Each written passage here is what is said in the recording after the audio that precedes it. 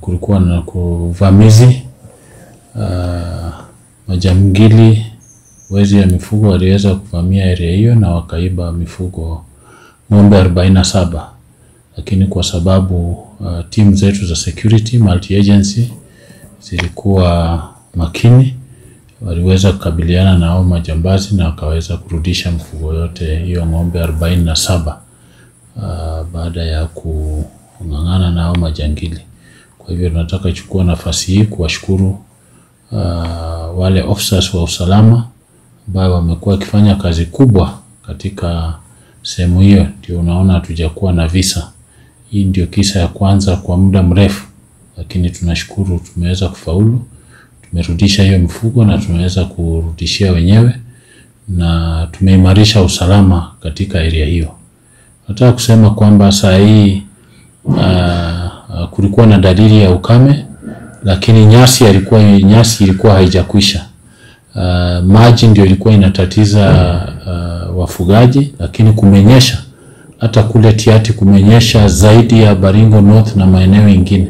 Kwa hivyo tunasema kwamba saa hii wale wafugaji ambao wanalisha mfugo ambao walikuwa na mpango ya kuhama waweze kubaki kule kwao.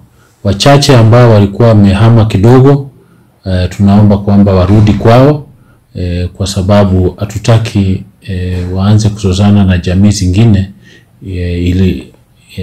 ila kuna nyasi na maji katika maeneo yao, na tunawatahadharisha wale ambao watapatikana huko watachukuliwa hatua kali, kwa sababu naona wanakuja alafu ndio kisa kama hii inatokea, wanajaribu kuiba mfugo za wengine wakirudi nazo.